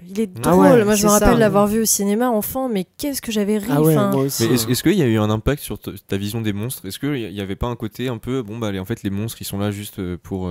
Non, je crois que j'ai pas tellement eu peur des monstres sous le lit en fait. Moi c'était peut-être pas ça. Moi non plus, mais c'est vrai qu'il y a un côté où tu dis finalement même si on avait il serait sympa. Mais moi j'avais envie qu'on ouvre ma porte de chambre et que je me retrouve avec les monstres là. J'avais envie d'aller. Alors par contre d'ailleurs un truc qui me donnait très envie dans le film, qui pourtant je pense n'est pas censé donner envie, c'est le crabe là, l'araignée, le monstre en araignée là avec toutes ses pattes, qui se sert un café, un café ou un truc. Vous voyez pas? Mais c'est dégueulasse. Mais c'est dégueulasse, mais moi j'avais envie de goûter. On dirait ça fait un peu c'est très épais et très noir, mais moi ça me donnait envie. Écoutez. Non, le meilleur personnage c'est Germaine. Ah Germaine est incroyable. C'est la limace Germaine pour ceux qui ne connaîtraient pas. Les lunettes papillons de Germaine. Tu peux nous faire une imitation de Germaine? Attends. Razovski, vous n'avez pas rendu vos rapports hier soir. Très bonne imitation. Voilà. Merci Germaine. Je t'en prie. Elsa, qu'as-tu mis? Moi j'ai mis Le Monde de Nemo. Qui méritait aussi d'être. Qui, si j'avais dû prendre mon regard d'aujourd'hui, est pour moi le meilleur Pixar, je crois, absolument incroyable. Et ce personnage de Dory qui est juste tellement drôle. Moi, je me demande maintenant si, à l'heure actuelle, bien sûr, je préfère pas le monde de Dory, finalement, qui était très réussi. Avec aussi. le poulpe, le meilleur personnage. Toi, non, ultra Elsa cynique. Non, parce que pour faire le monde de Dory, ils se sont appuyés sur le monde de Nemo, donc ça reste, tu vois, Mais le film Le Monde de Dory est très très très réussi. Ouais, ça c'est vrai. C'est vrai. Mais c'est comme s'il y en avait un qui avait 20 et l'autre 18, tu vois. Oui, c'est vrai. Mais Pixar, c'est vrai qu'on a du mal à juger. Bon, il y a peut-être le voyage d'Arlo. Voilà, ça c'est vrai. Des films comme ça, on était alors, qu'est-ce qui s'est passé? Vous nous avez fait le Roi Lion avec des dinosaures. Encore le voyage d'Arlo, ça vaut un 15, tu vois. Enfin, c'est pas non plus si dégueulasse. Ouais, moi je mettrais un 13 parce que c'était vraiment pas palpitant. C'était pas fou. Principal Rapatel. J'avoue, c'est pas, on peut faire mieux. À la 2ème place moi, j'avais maintenant. mis Toy Story, mais Toy Story 3. Je t'ai oublié. Oui. Ah désolé, excuse-moi. C'est parce qu'on était sur Germaine, du coup j'étais associé à Germaine. Toy Story 3, tout à fait. Avec plaisir. C'est sympa. Alors, moi dans les Toy Story, j'ai hésité à mettre Toy Story, mais j'aurais mis le 2ème. J'adore le 2ème. Le 3ème, le moment où Buzz l'éclair passe en espagnol, moi je pleurais de rire dans la salle en fait. Voilà. Donc. Je sais pas, moi j'ai eu un peu de mal avec tous les autres jouets. ça, j'ai pas trouvé l'histoire bon palpitante. Ah non, moi j'ai Il adoré. faudrait que je le revoie peut-être. Adoré. Je l'ai Voilà. vu qu'une fois. Mais oui, il y avait Lounis, tu veux dire quelque chose, non? En fait, non, je pensais qu'on était passé au deuxième. En fait. Ah non, Je disais parce que que- le deuxième oui, était Toy parce que Story. je- Je l'ai complètement oublié, Germaine. Paula, pardon. Non, mais pour Toy Story 2, la séquence où il repeint Woody, c'est magnifique. Là, moi, j'avais envie de devenir ça. Vous voyez pas? Le mec Oui. qui répare les jeux, il répare Woody, il fait ça avec une Absolument finesse, horrible. il repeint et c'est incroyable. Moi, j'avais envie de devenir réparateur de jouets après ça. Et bah pas moi. Ça t'a marqué deuxième place. Et ben, Paula, comme ça, je t'oublierai pas. Les Indestructibles 2. Oh oui, il mérite, bien. il est génial ce film. Il Tellement est sorti bien, l'année ce film. dernière et Je l'ai vu 2 fois à une semaine d'écart. Enfin, voilà. et je tu le pense- préfères au 1? Oui. Ouais, moi je suis d'accord. Moi je pense Même que si je préfère au 1. j'avais adoré le 1 en fait, mais je trouve que Hélène Parr, elle dégomme, mais enfin déjà elle dégommait énormément dans le 1, mais là dans le 2 c'est Jack surtout. Jack qui dans se le- bat avec le raton dans laveur. le- Ne me ça, lancez c'est pas génial. sur les Indestructibles 2. Ce qui fait que je préfère le 2, c'est qu'on voit plus Jack qui est un personnage incroyable. Donc c'est pour ça que moi Ingérable. je le trouve génial. oui. Alors moi j'adore ce film aussi, mais je l'ai pas mis. Mais bon, mais moi je vivrais juste pour la scène de la moto où Ah elle ouais. part. Mais incroyable. Des fois il y a des scènes de dingo ciné, et ça fait très clairement partie de ces scènes. Et là, pour le coup, je trouve que c'est un regard sur la femme ouais, qui, par rapport à Aladdin, ça fait un peu hypocrite, on n'y croit pas. Alors, Ouais. ce qu'ils disent, là, on y croit. Là, Ouais, c'est oui, vraiment, mais ils disent que la femme peut aussi faire plein de choses. Et c'est. Je ne comprends même pas pourquoi ce film n'est pas dans mon classement en fait. Mais là, t'en parles, tu redors le blason Voilà. de ce film qui n'est pas dans Voilà, ton classement. Qu'as-tu mis, toi, d'ailleurs, en seconde place, Elsa? Bah moi j'ai mis parce que du coup j'ai quand même mis les films qui ont résisté à l'épreuve du temps. Je me suis dit on va les juger sur ça. Et Mulan fait partie de ces films-là. Mulan qui a aussi un regard assez novateur sur la femme, enfin novateur. Non, mais par rapport à l'industrie sur la femme. Oui, Et du coup, mais pour l'époque aussi Voilà. auquel ça a été fait. Et pour un dessin 98. Pour un dessin animé en 2D, il y a littéralement une scène que je trouve incroyable et qui fait partie de mes scènes préférées, je crois, de l'histoire du ciné que j'ai vu. C'est la scène où elle se coupe les cheveux, en fait. Avec l'épée, il y a cette musique qui arrive. Désolé. Elle est incroyable cette scène. moi, Elle je est suis- dingue, Oh là cette là. scène. Elle se regarde, il y a ce reflet dans l'épée, là. Et Avec- mais... Avec Lounis, on n'a jamais été très Mulan, j'ai l'impression. Non mais même le J'ai moment. toujours pas vu. En Mais fait. ça, non, mais ça, c'est que vous voyez, des fois, il y a des choses dans le ciné, on se dit, ah, mais normalement, ça doit être accessible à tout le monde. Mais ça, c'est une scène qui parle encore plus aux meufs. Ah mais elle est tellement Genre- forte cette scène, ou Ouais. alors mais juste quand elle vient littéralement de sauver Chang de cette putain d'avalanche et où elle s'effondre parce qu'elle s'est pris un coup d'épée dans l'abdomen et où Spoiler. ouais désolé mais c'est trop fort quoi, elle est badass sur toute la ligne. Toi, Lounis, qu'as-tu mis en seconde place? Toy Story du coup. J'avais mis Story. Toy Story, ouais. Et Le 1? je n'ai pas fait de classement justement, mais je pense que je vais mettre le 1. Juste pour le facteur nostalgie, on va dire. Ouais. Voilà. Mais il est magnifique Et aussi. c'est sûr vrai que que- c'était super. Donc, Mais Florian Guillaume nous rappelait d'ailleurs, nous raconter son anecdote disant que Toy Story lui a fait croire que ses jouets étaient en vie, mais quand il les voyait pas, du coup il regardait par là. Et c'est vrai que je pense que finalement on a peut-être tous fait un peu ça, checker si ces jouets étaient pas un peu en vie en fait, Ouais. à cause de Toy Story.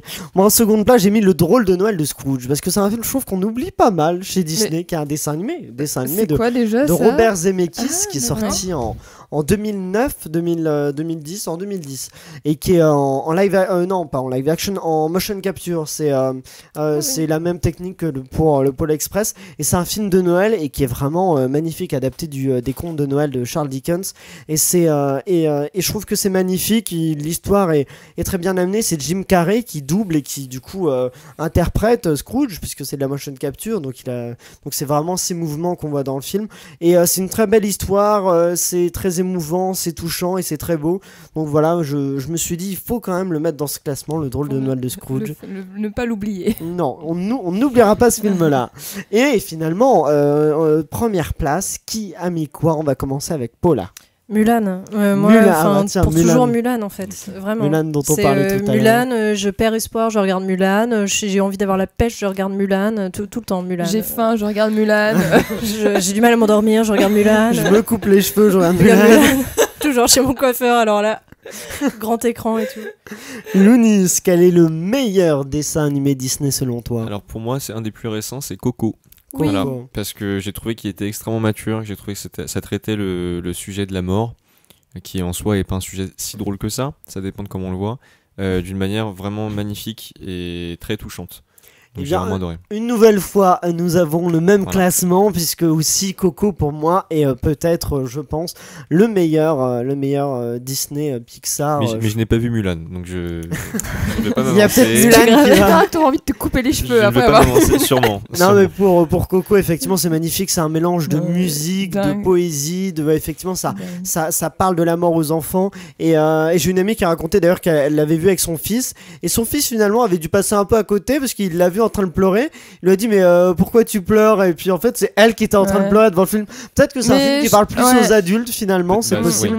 Mais c'est magnifique, c'est vraiment non, incroyable ce film. Il est pas dans mon classement mais incroyable. Et ma meuf m'a mis que des trucs qu'elle n'aime pas. Et à propos, non, parce qu'on parlait un peu de doubleurs tout à l'heure, et à propos des doubleurs, j'ai vu la version VO et VF, et les deux se valent. La VF est très très bien, la VO bien sûr, et donc c'est vraiment là pour le coup, vous pouvez le voir dans les deux versions, ça vaut le coup dans tous les cas. Elsa, toi qu'as-tu mis à la place de Coco malheureusement? Bah moi, Pocahontas dans le cœur pour toujours. Pocahontas, ah non oui. mais j'ai vu ce film. Je l'ai revu, je l'ai revu, je l'ai vu au moins 20 fois. Moi c'est comme Mulan, ça m'est passé à côté. Non, mais, et je suis toujours... Mais quand j'étais petite, je me suis dit, oh ce couple qui brave tous les interdits de la société, et c'est incroyable. Non mais il y a et quand elle est là, elle dit non, j'ai choisi l'amour, ne le tuez pas, mais moi je suis là, mais vive Pocahontas quoi. Elsa vient de jeter son papier d'émotion.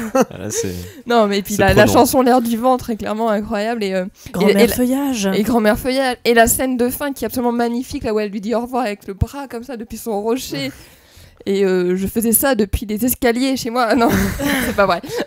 Tout est lié à l'enfance. Exactement. Mais après, honnêtement, c'est pas le meilleur, mais c'est celui qui restera le plus avec moi. Mais ce qui est intéressant dans ces classements, c'est qu'on voit qu'il y a quand même des Disney qui se répètent. On voit qu'il y a, pour vous, il y a Mulan qui se répète, il y a Coco, il y a Monstres et compagnie, vice-versa.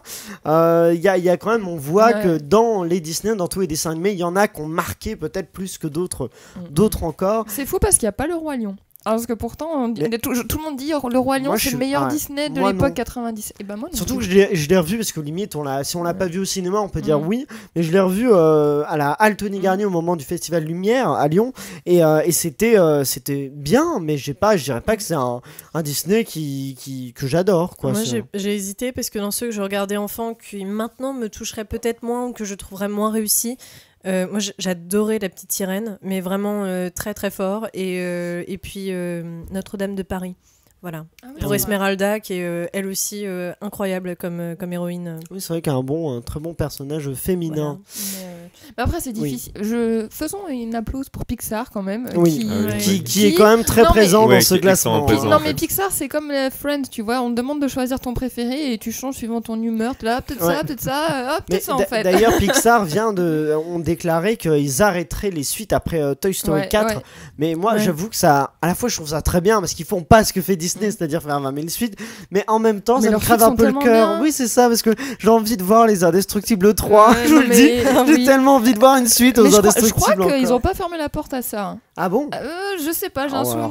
Ou alors c'est un souvenir fantasmé, mais. Moi je vais donner un peu d'argent, je vais faire une cagnotte pour qu'ils fassent ça. Signons une pétition pour Les Indestructibles 3. On pique les millions de signatures à Game of Thrones. Leur logique d'entreprise est incroyable, c'est l'exemple. Ils font des films de ouf. Je trouve pour moi, ça a toujours été là. J'étais surpris en plus quand on m'a demandé de faire ce top parce que j'avais mis des films DreamWorks et Pixar. Parce que pour moi, ces deux compagnies, ces deux entreprises font des films d'une qualité incroyable en fait. Et DreamWorks vraiment. Alors du coup, DreamWorks ça fait partie de Disney maintenant. Shrek. Parce que du coup, en fait ça fait partie. Oui, Shrek ça faisait partie de Pixar du coup. Je sais pas si ça fait partie de Disney. Parce que DreamWorks a été racheté. Ne faisons pas deux débats en même temps. Je crois que ça a été racheté récemment par. Non, mais je crois que ça fait longtemps que ça a été racheté par quelqu'un. Disney, par Disney. Non, je crois que c'est direct Disney, je crois que c'est Disney. Mais je crois que ça fait longtemps, ça fait peut-être déjà 10 ans, je dirais. Que DreamWorks ça appartient. Mais c'est comme on n'a pas, du coup on parle restons 2 secondes sur d'autres studios, mais il y a Ghibli aussi qui je crois qu'appartient, ou en tout cas il y a Disney qui gère la distribution des films du studio Ghibli à l'étranger. On dit Ghibli ou Ghibli? Oui, de Miyazaki, les films. Ah oui, d'accord. On dit Ghibli. Takahata, tout ça. Oui, c'est ça, ouais. Mais tout à fait. Bon bah écoutez, avant de ce blind test final justement pour lequel on reviendra sur ces films Disney, allez je vous l'annonce, à Disney à l'international. Mais avant parlons cinémathèque avec l'exposition actuellement Quand Fellini rêvait de Picasso du 3 avril au 28 juillet 2019. Allez découvrir la rencontre de deux grands artistes, d'un cinéaste et d'un peintre. On la conseille chaleureusement. Elle a été réorchestrée. J'y arrive même pas maintenant. Réorchestré. Le remixage de la cinémathèque. Il y a aussi une rétrospective John Cassavetes, réalisateur et acteur. Vous pouvez aller voir des films qu'il a réalisé et d'autres qu'il a joué. Du 30 mai au 22 juin 2019. Il y a par exemple un réalisateur Shadows qui passe le jeudi 30 mai ou le jeudi 13 mai à 21h45. Le jeudi 13 juin, je veux dire, à 21h45. Et sinon, en acteur, il y a Rosemary's Baby par exemple que j'irai voir, je pense, parce que j'ai très envie de le voir au cinéma. Le jeudi 6 juin à 19h ou le jeudi 13 juin à 16h15. Et en acteur, il y a Les 12 salopards qui n'est pas la version de Tarantino, mais celle de Robert Aldrich en 1966. Qui était superbe d'ailleurs. Oui, tout à fait. Et qui passe le lundi 3 juin à 21h ou alors le samedi 15 juin à 15h. Vous pouvez retrouver les dates et les séances sur le site de la Cinémathèque. Et vous pouvez d'ailleurs dès à présent acheter vos places si vous voulez être sûr de pouvoir voir ces films-là. On va d'ailleurs procéder au tirage au sort du vainqueur du précédent concours lancé par Elsa. Et Elsa, d'ailleurs, je te laisse, c'est Lounis qui va piocher le nom ou d'un gagnant, puisque c'est le nouveau chroniqueur. C'est très bien. Et Elsa, je te laisse annoncer. D'accord, annoncer qui a gagné. Ok, tu pioches, j'annonce. Fafin Lauriane. Fafin Lauriane, très bien, félicitations. Félicitations, et nous la contacterons pour lui dire qu'elle a gagné donc 2 places pour la Cinémathèque ainsi qu'un mois d'abonnement à la Cinéthèque, nos partenaires. Et lançons d'ailleurs le prochain concours. Alors avec à gagner non plus 2 places pour toujours 2 places pour la Cinémathèque, mais précisément pour l'exposition justement Quand Fellini rêvait de Picasso. Vous pouvez gagner 2 places et un mois d'abonnement toujours à la Cinéthèque en participant sur Facebook, Instagram ou Twitter, @LEP Podcast, ou alors sur Facebook Ciné7 en lettres tout attaché. Vous retrouverez les modalités de participation sur ces réseaux-là. Et passons justement à ce blind test final. Et ça va être un blind test Disney à l'étranger. Je vais vous donner des chansons, je vais vous mettre des chansons de Disney, mais avec des doublages étrangers. Moi j'ai une question, oui. T'attends le titre du film? Oui, j'attends le titre du film, mais un point bonus si vous me donnez la langue dans laquelle J'ai une autre question. Oui. C'est le titre du film, tout à fait. Non, mais quand tu dis Disney, du coup, c'est aussi Pixar, tout, le Disney de maintenant. Pas... Disney, c'est pas Disney Pixar. Les années 80. George Lucas, voilà. tout ça. C'est Disney Pixar, tout à fait. Star Wars. Est-ce que vous êtes prêts? Je l'avais. Bravo. Donc, justement, si vous avez la réponse, vous dites G. Tu comptes les points? Je compte les points. Je vais compter les points, ne t'inquiète pas. Il va compter les points. Est-ce que vous êtes prêts? C'est parti pour la première. Oui, Aurélien, je suis prêt.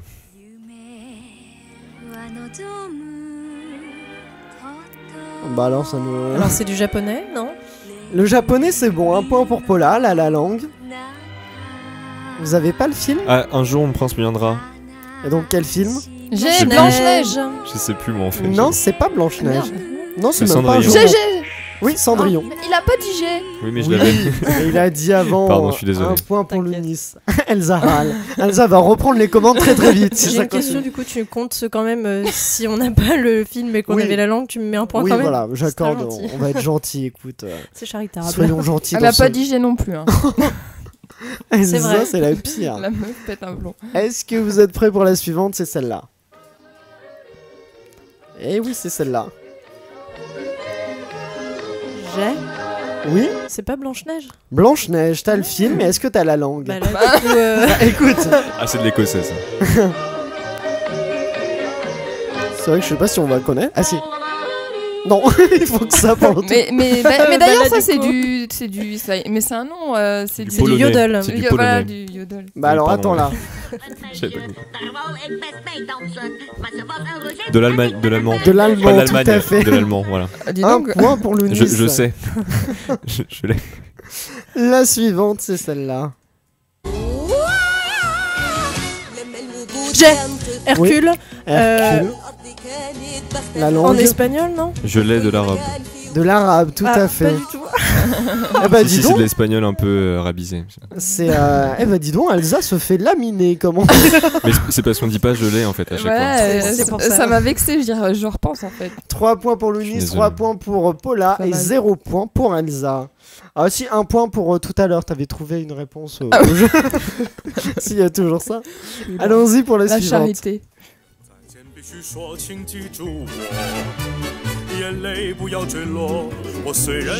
J'ai. C'est Paula, tu l'as fait trop lentement, Elsa. Coco. Coco, tout à fait. Et la langue? J'ai. Oui. Espagnol.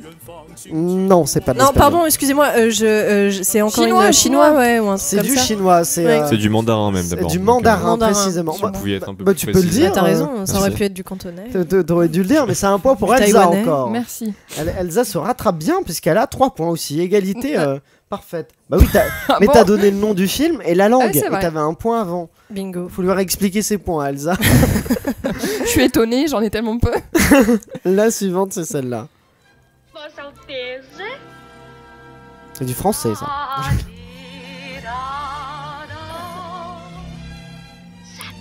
Eu não devia estar falando com estranhos? Non. Aí já Attends.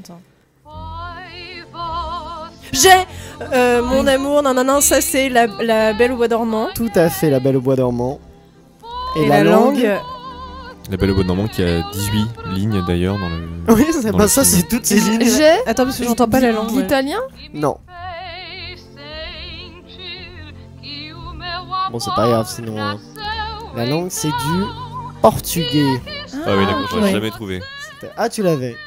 Bien sûr. J'aurais jamais Non, il a trouvé. dit qu'il avait. Ah, d'accord. Non, je suis quelqu'un d'honnête Voilà. et Le intègre. mec- Je doute, bien sûr. hein. Le Naturellement. mépris que t'as eu là. Oui, j'avoue. Ouais, vraiment. La suivante, c'est celle-là. J'ai. Aladdin. Aladdin et la langue, si vous trouvez.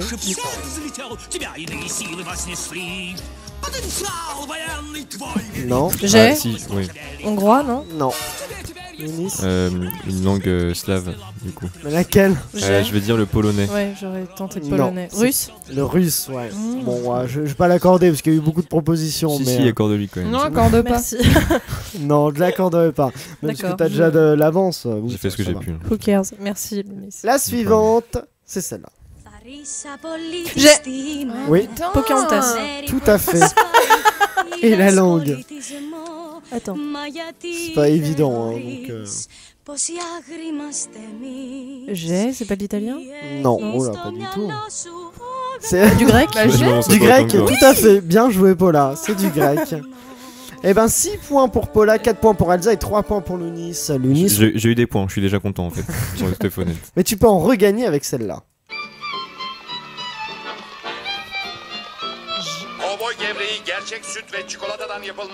C'est pas la princesse et la grenouille? Non. La... J'ai, c'est de l'ukrainien. Non. La langue, ça va pas être évident. Bon, peut-être, si. Bon. Vous voyez pas, c'est dans un... C'est un Pixar.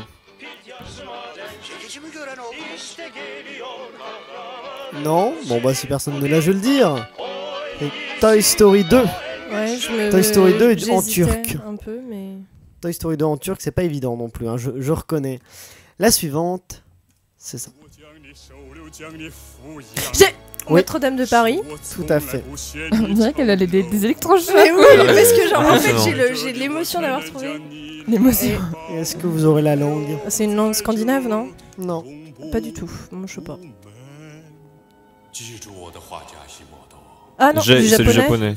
C'est du chinois. Chinois. Oui, c'est ce Du qu'on avait quoi dit. C'est ce Du qu'on avait mandarin, dit. du coup On vient de le dire quoi. On vient de À dire chinois. égalité. Totalement. Non, il n'y aura pas de point pour la langue sur celle-là. Elsa est perdue dans ce... dans Elsa est énervée, je crois d'ailleurs. Elsa brandit Non, une arme. Mais vers moi. c'est fou comment on peut me construire une réputation en 2 mots, puisque personne ne voit ma tête. En C'est fait. vrai. Ça tombe. La Elsa est suivante. super gentille.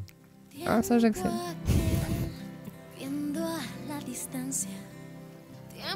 C'est de l'espagnol? Tout à fait, l'espagnol, c'est bon. J'ai. Ouais. La Reine des Neiges. Non. C'est un film récent, en effet. Bah, récent. J'ai. Tout un relatif. Ah bah non, je sais pas. Après les années 2000. Ah. Non, regarde pas l'écran.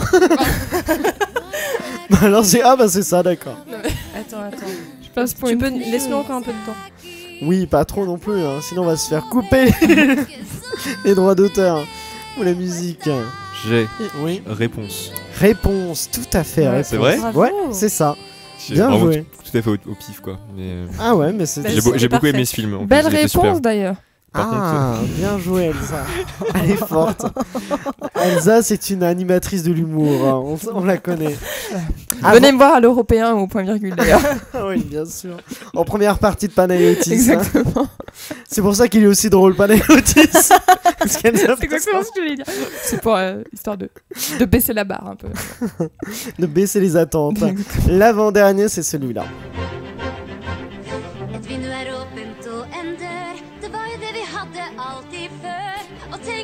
J'ai La Reine des Neiges. La Reine des Neiges, tout à fait. C'est du danois.